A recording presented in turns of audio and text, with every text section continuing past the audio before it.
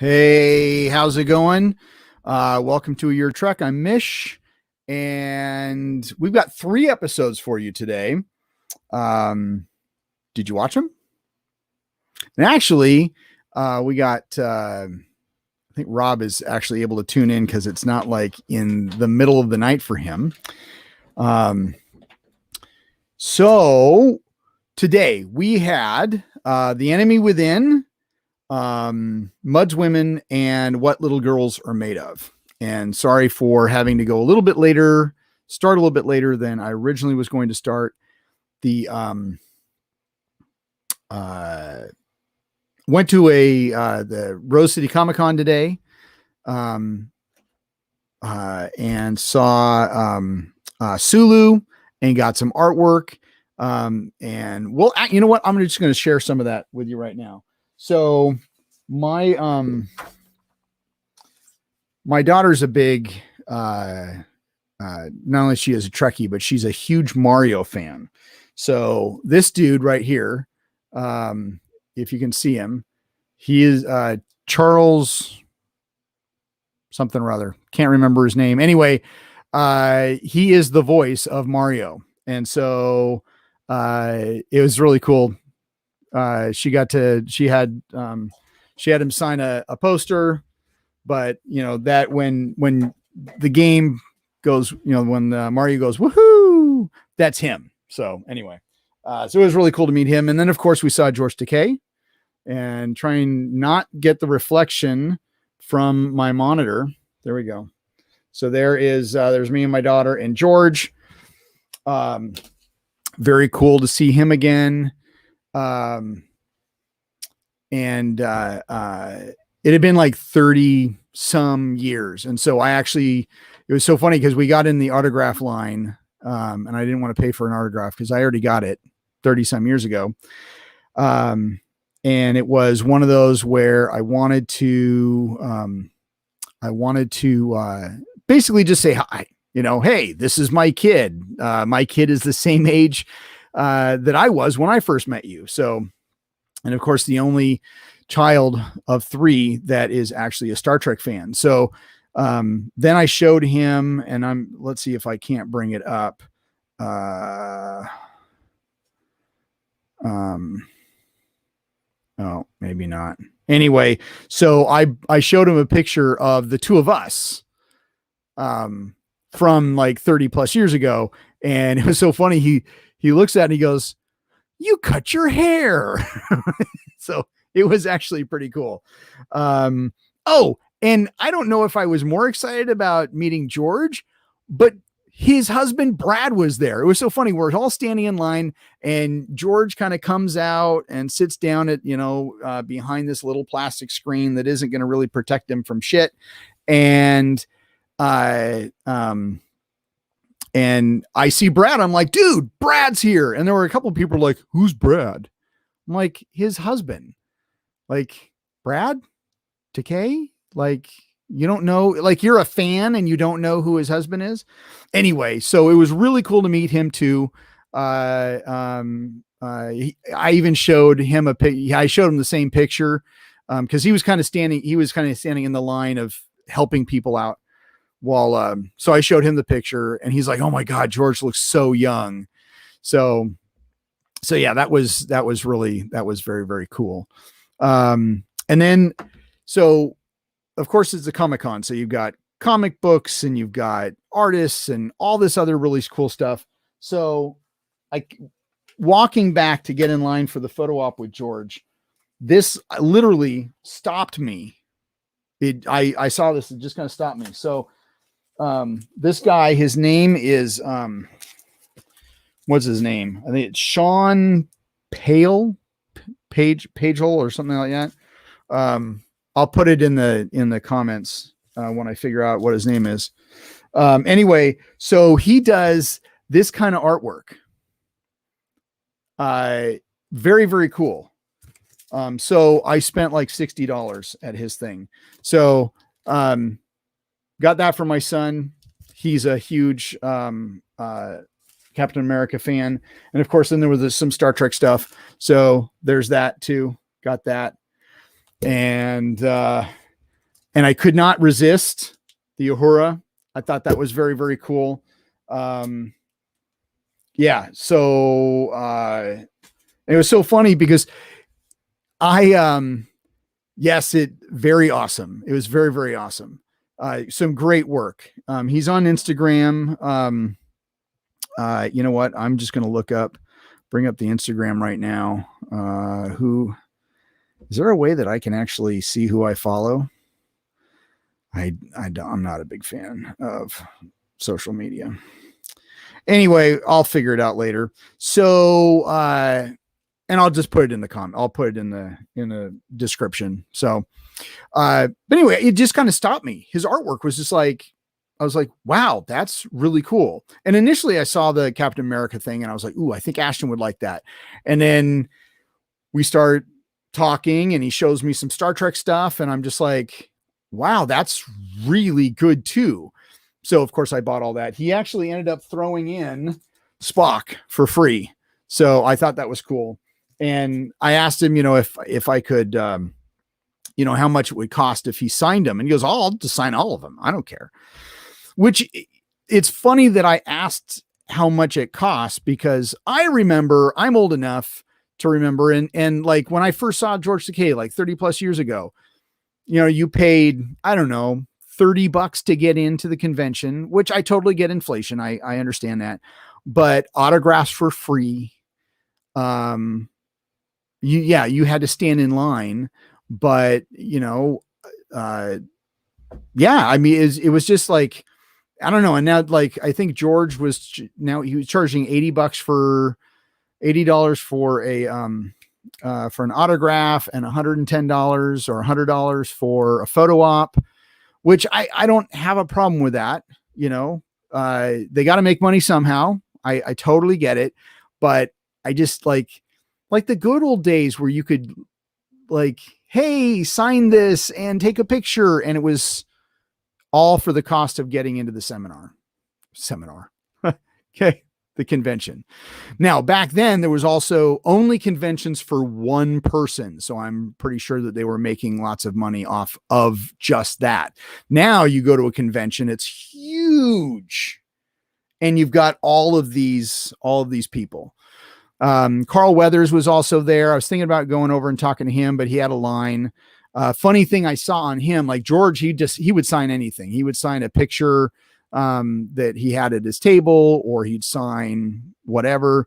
And then, but Carl Weathers, if you wanted him to sign something of something else, like you brought in like your own thing for him to sign, he charged $300. So I think his normal price, say it was $80, but if you wanted him to sign something other than a photo from his table, it was $300. And I kind of get that concept too. Like if I have like, a Creed t-shirt or like some type of memorabilia and he signs it because I'm just a shark and I go out and I sell it for, however much on eBay, he's going to want some of that money too. I totally get it. Rob, I think at most I paid $20 for an autograph in the early 90s. Some conventions charge hundreds per autograph. Yeah. Like, and it's insane. Next time Shatner comes, I'm going to go but I think he charges like $100 for an autograph and then another $100 for, what do you call it? Photo op. Last time I think he was here for, what was it? He was here for Wizard World. And, it was like a $250 like Shatner package. And you got special seating in the Q&A, and then you got a photo op as part of that. And then you got an autograph. I mean, it was all kind of tied in. And really, when you did the math, you're like, wow, by spending $250, that's actually kind of cheap compared to all the other stuff I'd be paying for. So I didn't end up making it to that because I couldn't get the time off. And well, frankly, I didn't have $250 at the time to go do that, but Anyway, so Shatner's 90. Next time he comes to town, I'll put it on a credit card. I'm going to go see him. So had a great time. It was a quick event. At least for us, it's happening all weekend, but for us, it was a quick day because I had to teach in the morning. Then we went down there, walked around, got in about 6,000 steps, and it was fun. All within watching 3 episodes of Star Trek. So that's why we're actually late today, because I was finishing up on the 3rd episode, because I want to not just watch them. I mean, I had in the car, I kind of knocked out a little bit of Mud's Women, and there was some things I was like, ooh, mental note, I have to write that down. But I want to sit down and enjoy the episode, sit and watch the episode. So let's start with the first episode, or episode number 5, The Enemy Within. We're at Stardate 1672.1. This is the episode where Kirk gets split in half on the transporter because what's his name? Fisher slips in baby poop and transports from the planet up to the Enterprise, and the transporter gets all screwed up. And the reason I say baby poop is because when I was watching this, the color of whatever was on his uniform looked like baby poop. So when Kirk initially, there's another observation. So, and I'm sure people have mentioned this before, and I kind of remember it in passing. So Kirk beams up initially, and he doesn't have an emblem. He doesn't have the Starfleet emblem on his uniform. And then I almost thought, well, maybe initially that's how they're going to like differentiate the two. But then when Evil Kirk beams on, he doesn't have a Starfleet emblem on his thing. So I was like, well, that theory's out of the table, or off the table. They did end up visually distinguishing them, because then Kirk changes into his green wraparound uniform, which honestly, I've never been a fan of. I don't know why I don't like that uniform top. It's just not there. So Evil Kirk, I wrote this down. I don't know at what point this happens. Whose quarter did Evil Kirk go into? His? Oh, I think this is when like he beams up and he comes in, and then that one transporter chief is like, "Oh, Captain, are you okay?" And he's like, "Oh," because Dr. McCoy, no, not Dr. McCoy. I was just about to say Chief O'Brien. What's his name? Scotty. Scotty's like, oh, because Captain kind of stumbles off the thing. He says, "I'll take you to your quarters." But then Kirk gets up, leaves the quarters at some point. Evil Kirk ends up going into some quarters. Were we supposed to think that was his quarters? I don't know. I think this is also after he goes and he gets scratched in the face by what's his name? By Janice. And by the way, oh my God, what kind of trauma have they put this woman through? Seriously. Did basically, is that why that there's a counselor in the Next Generation? Because there just wasn't one in the original generation? I don't know. They totally need a counselor on this ship. Okay. So of course, due to this malfunction, they can't beam up Scotty. I said, due to the transporter malfunction, they can't beam up Scotty or the others from the planet. What about a shuttlecraft? Yeah. So I remember hearing something. The reason why they didn't have a shuttlecraft is because they didn't build that set yet.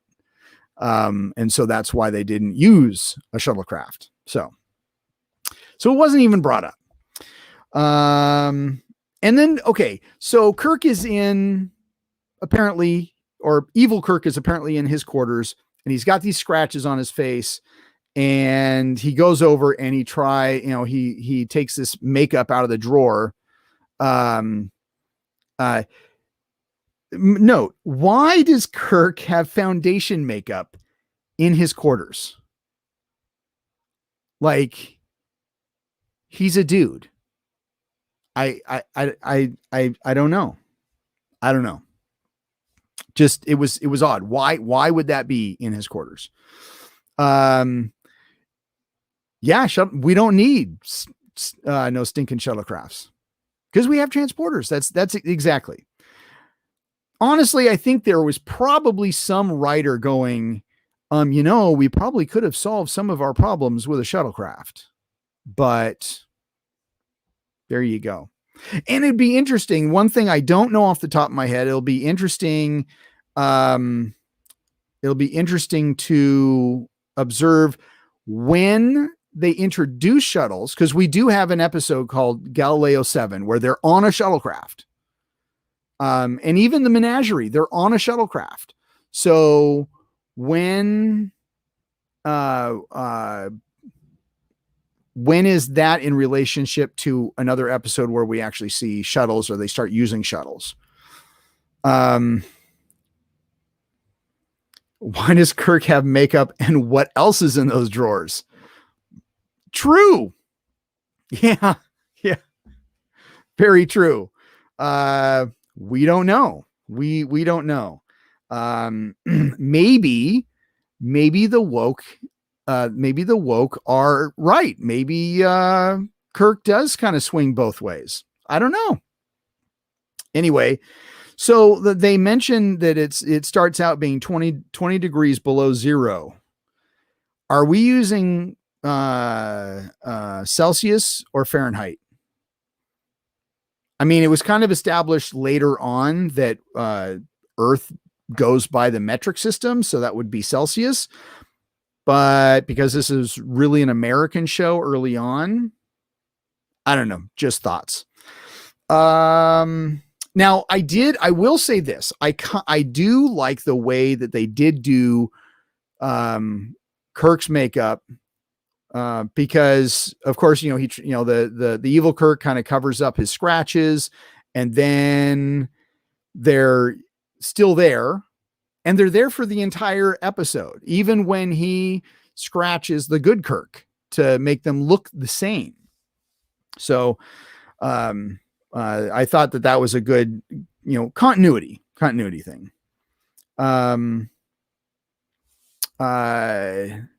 Okay, so Rob, the temperature thing got me too. Wouldn't they have frozen a lot sooner?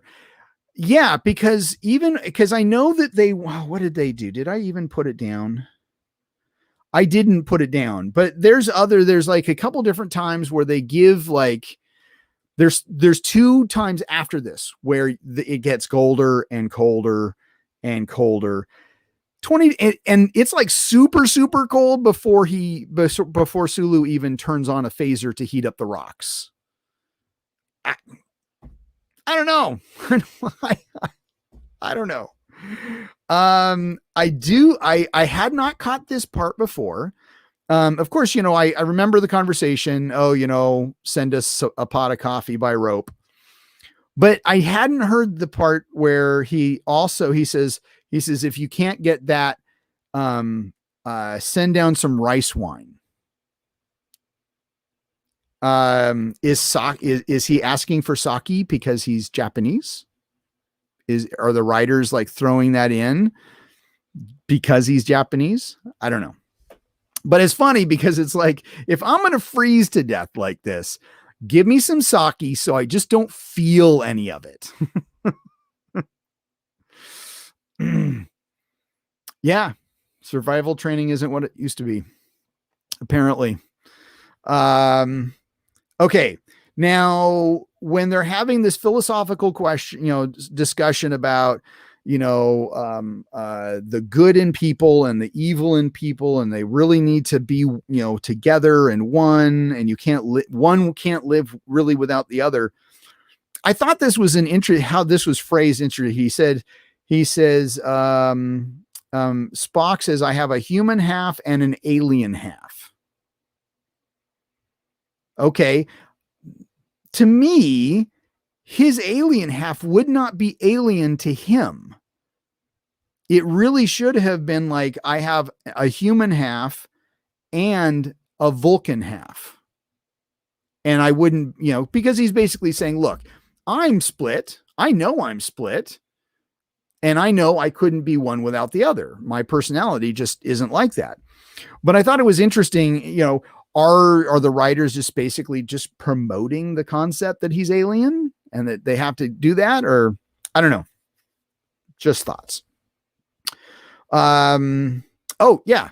Big thing. This is the first episode. This is actually the episode that the neck pinch was developed, because the scene where Spock walks up behind the evil Kirk, and does that first neck pinch, which is actually named for the episode. The style, same side from behind, is Enemy Within. This is that episode, because initially in the script, Spock was supposed to come up with the back of his phaser or the butt of his phaser and hit him over the head. And so Nimoy was like, can I do something different? This is, just beating people up kind of is archaic. I'm an alien. Yeah. Much more of that is covered in, I don't even have the book in front of me. Oh yeah. Here we go. If you don't have the book, if you're new to this channel, I wrote a book, did this. Oh, and I don't know if I mentioned before, I was able to give this to George. I asked, I told him, talked to him. I was like, hey, I have a gift.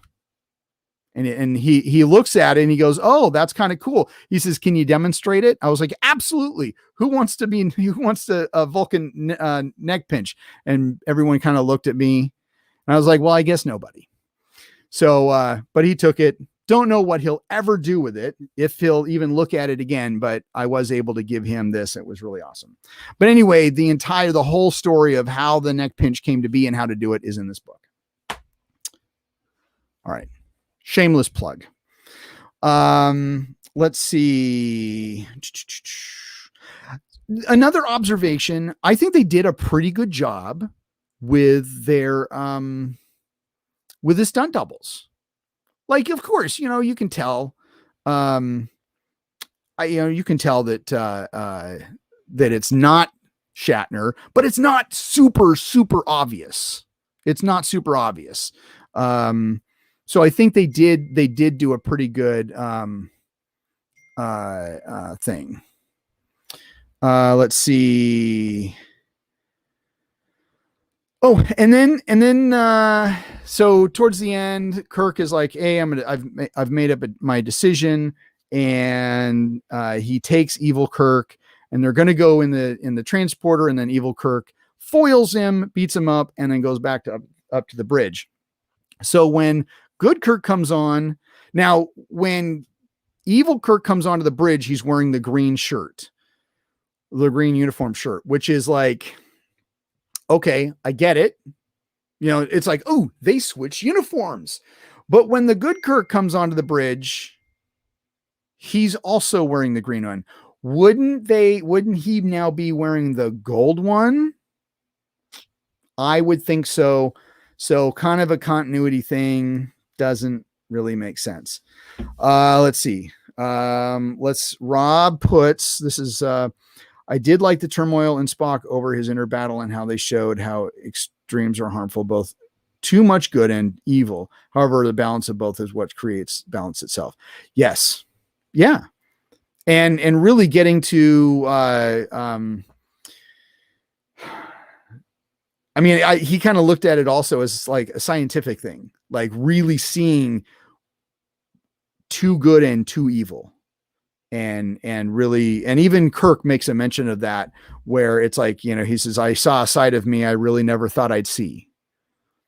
Because, and it's funny because even though we seem to be like, even the really good people, they have that dark side, because it's the dark side that keeps us alive and safe and all that kind of stuff. Yes, Rob. You would totally be my Uki. That would be, I think we would have freaked people out. Like, you go down. I'd be like, he'll be okay in 20 minutes. Because then beating your neck to wake you up, I think would freak people out even more. All right. So my son is texting me.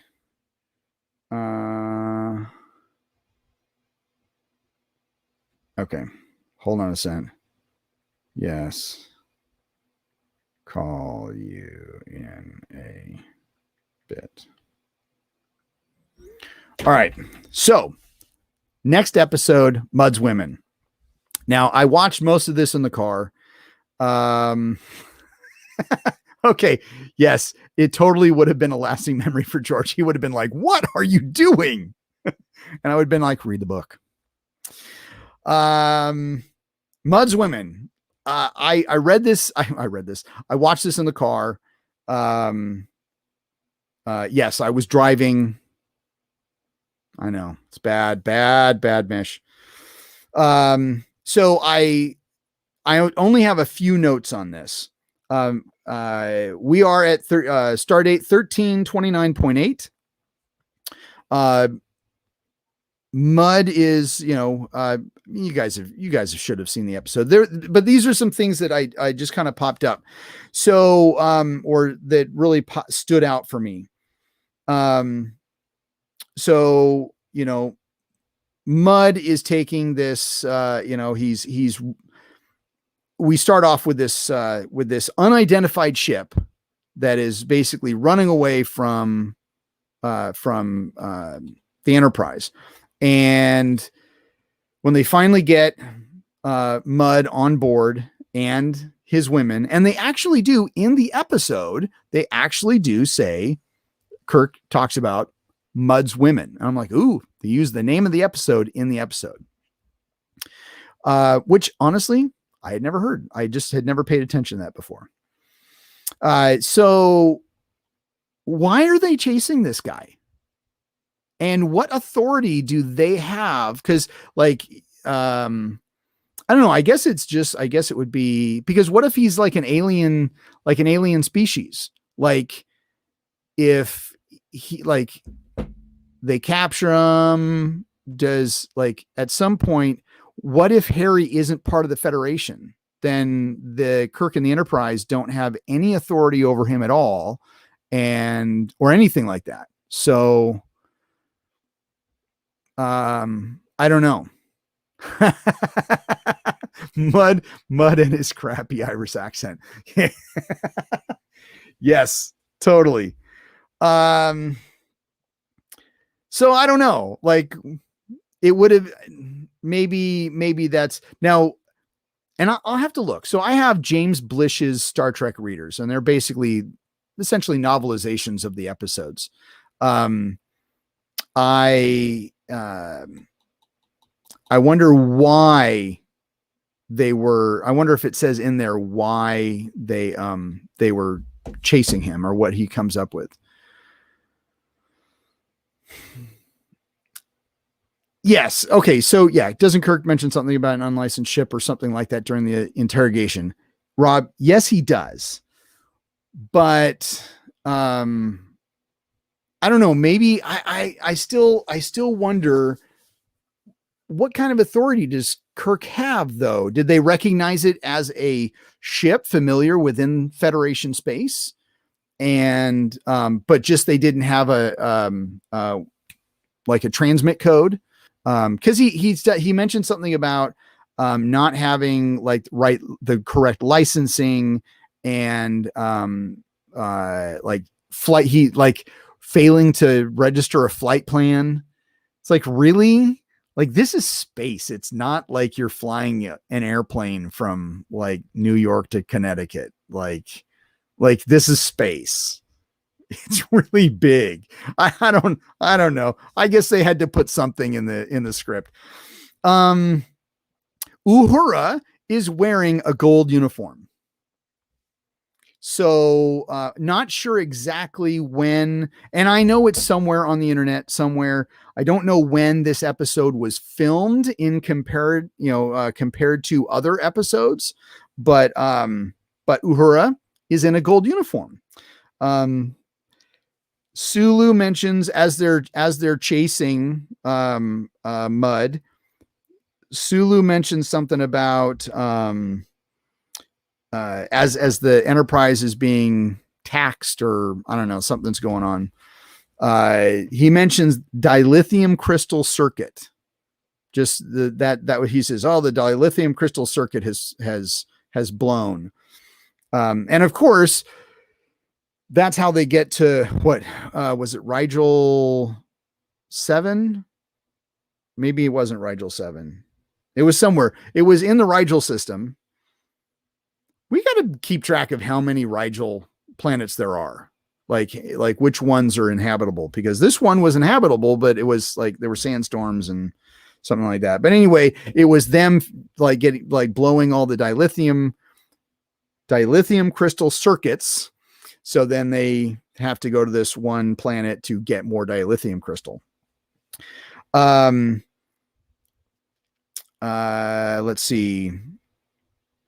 Then you have Venus drug, or the Venus drug, which basically intensifies, like if you're male, it makes you, more handsome and stronger. And of course, if you're female, it makes you look more pretty.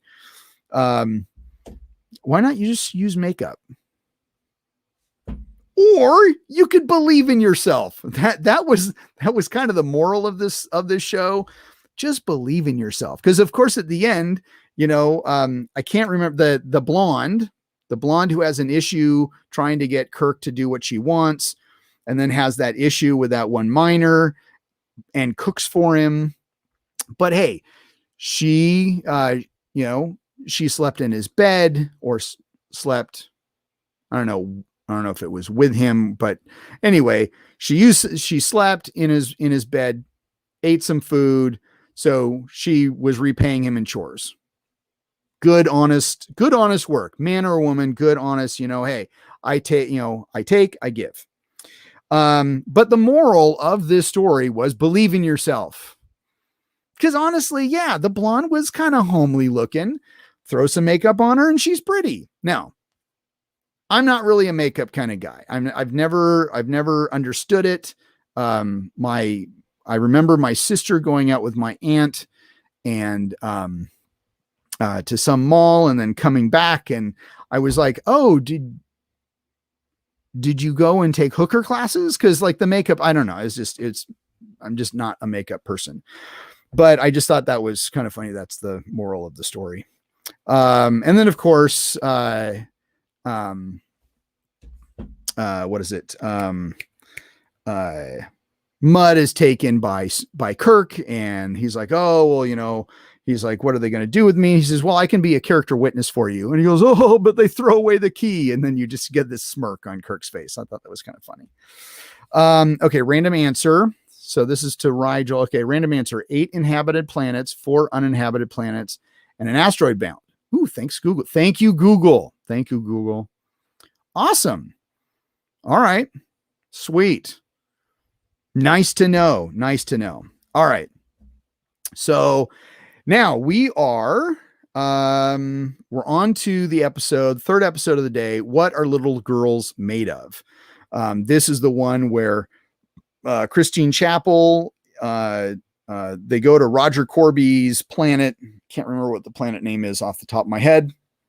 But they go to, he had disappeared 5 years earlier, and he was kind of the flame AT. So here's the thing. As the episode goes through, now, Christine was his fiance or a girlfriend. I can't remember relationship wise. But then she talked about how being a student in his class. So is this like inappropriate student teacher relationship type thing going on? Is that what they're kind of insinuating here? I don't know. Possibly. Oh, Uhura is back in red. She's back in red in this episode.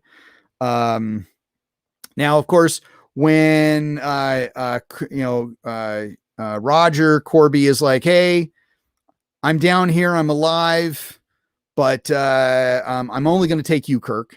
And then Chapel speaks up and he's like, oh, okay, I'll take both of you. So they beam down. And then of course, because he's not waiting for them in this little foyer thing, Kirk is like, you know what? I'm going to have some security show up just in case. And of course, it's 2 red shirts. I think I'm gonna start going by name now, keeping track of names.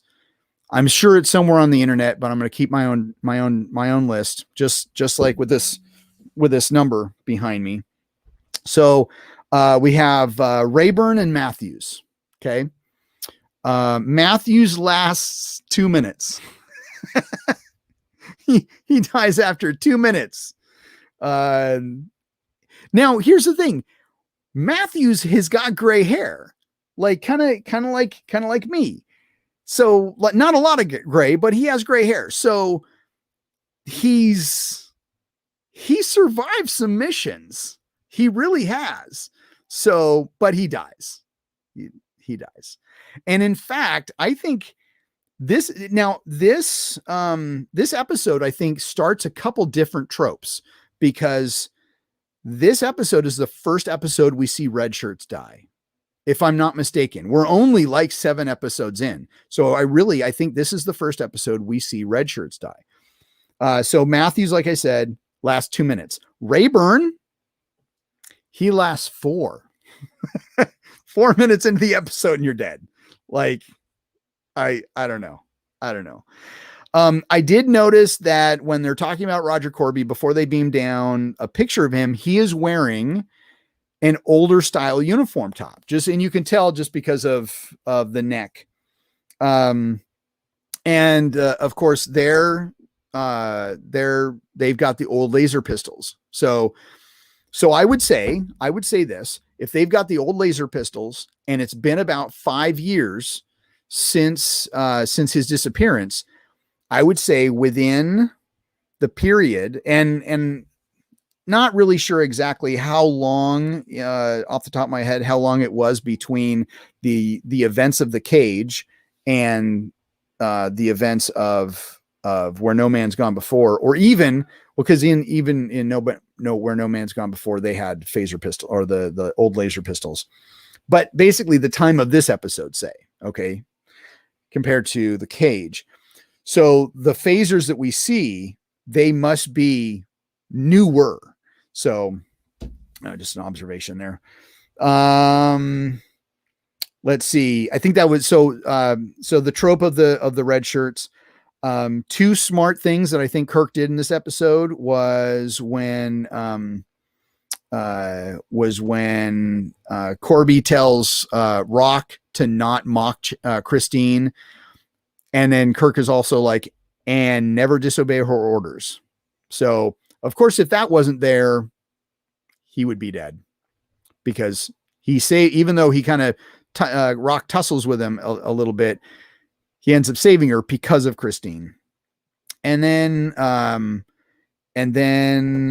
also when Kirk is being transported, his brain matter is being transferred into the android. What does he say? He says, "I'm tired of your half-breed interference, Mr. Spock." Something like that. I should have written that down. Sorry. Anyway, and of course that comes back, and that kind of alerts Spock that maybe this is not the Captain Kirk I know. I find it funny, the term. So when he asks about Matthews and Rayburn, it's like, did Rock, what happened to that? Are you responsible for that? And Corby's basically telling Kirk that, well, Rock he's programmed to protect. Corby uses the term destroyed in reference to getting rid of the red shirts versus killed. He destroyed them. Yeah, no, he kind of killed them. I mean, he's not wrong when he says destroyed, but essentially it's more accurate to say that Rock killed them. When Shatner's sitting on the little thing and he's spinning and they're creating the copy, the android copy, I wonder how dizzy Shatner got in doing that scene. The the filming of it makes it look like it was spinning really fast. I know in reality, it really wasn't that fast. You speed up the camera. Okay. So I get that, but sometimes it actually looked like it wasn't sped up frames. It was like, it was actually kind of going. And I'm like, I wonder how Shatner was, how dizzy he got. Also established in this episode, we get an established brother. So we have George Samuel Kirk with a wife and 3 boys. That is established in this episode. Nice to, that's an addition to Kirk's, he's not just this captain of the Enterprise, but he has family. And then another trope that has started is Kirk being able to outthink a computer. Because when he's totally sucking on that face, I can't remember her name, that one android, she starts getting all confused, and I'm thinking only Kirk can seduce an android. And then of course, he's talking to Rock, and he's like, and Rock is like, the old ones from back in the day. And he's like, isn't that why? I'm like, you guys were just too good. The old ones created androids that were too good. So were like Cylons and overthrew your creators. The old ones. The time before. So I think that's kind of started with that trope. And of course, surprise, Roger is an android. And it's so funny because I always laugh at this scene because he's got, he's got this scrape on the back of his hand, and you got this fake skin, and he's like, but Christine, I'm fully functional. Like, this is just it's but a scratch. like I always get a crack up. And he doesn't use the term fully functional, but he's just like, why should this matter? I'm still good. And Christine's like, that's everything, dude. Everything you've done proves that you're really not Roger. Now it would have been funny if he had used the term, but I'm fully functional, because that, going into the next generation, that makes that scene, I don't know. That's what I think. I've got a dirty mind. Anyway. So, that's that. Oh, sorry, Rob, I didn't see this from earlier. Echo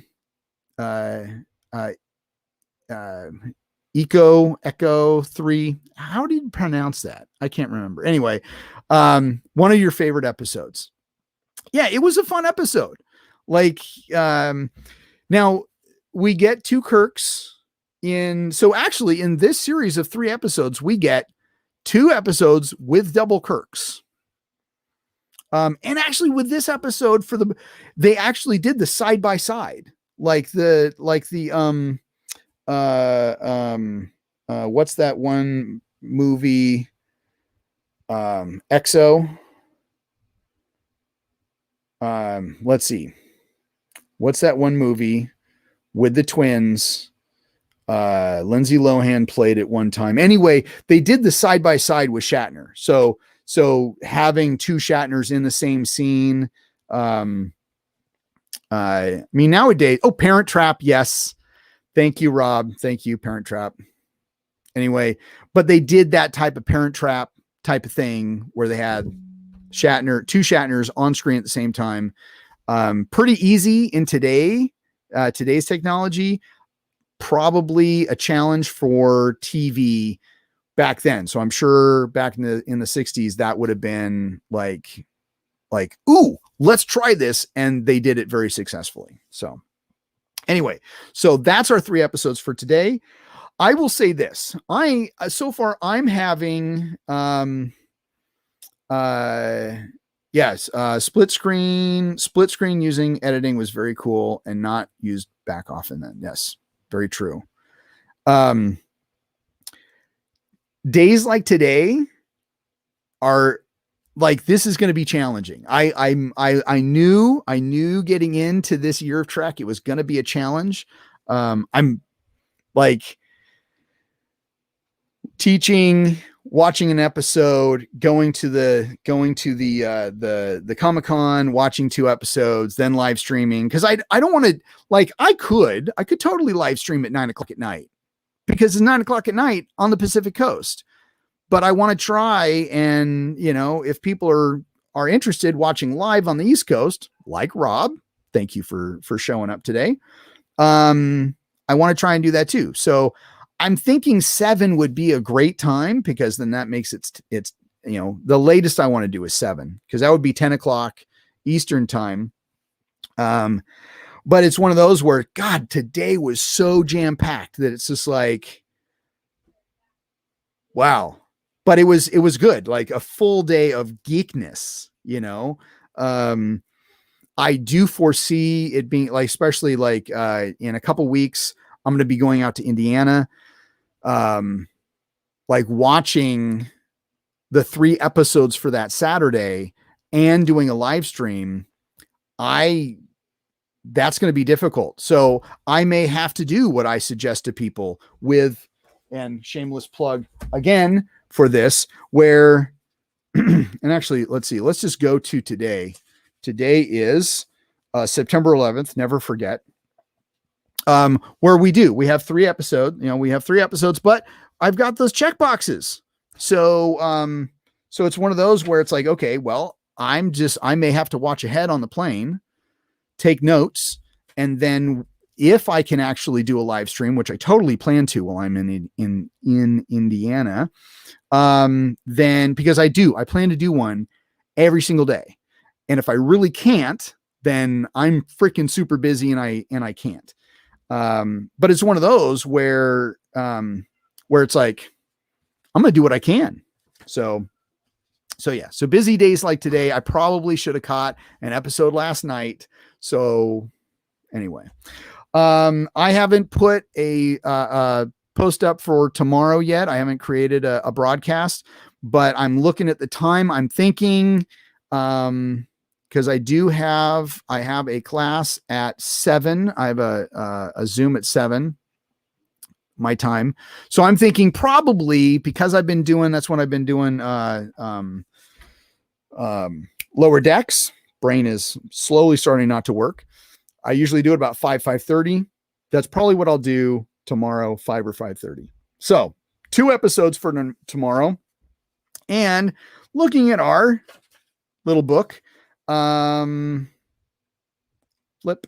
So we have tomorrow, September 12th, we've got Miri, and we've got Dagger of the Mind. Ooh, Dagger of the Mind. I like that episode. Okay. There we have it. Oh, one more thing. I'm actually going to post this on the wall, but like I was talking about yesterday, we're going to keep track of how many crewmen die. Now, I was talking in line with a gentleman from while we were standing in line waiting for Mr. Takei, and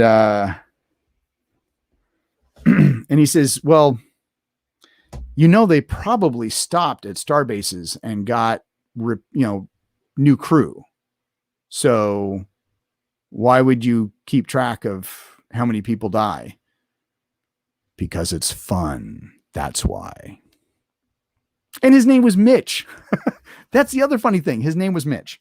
So anyway, Rayburn and Mitchell, you have been taken off. Our total count now is 419 souls on the Enterprise. You didn't see that. Shit. Nothing's broken. They're all die cast. And this one falls over all the time. Anyway. Gotta love live podcasts. Anyway. So there you go. Until tomorrow.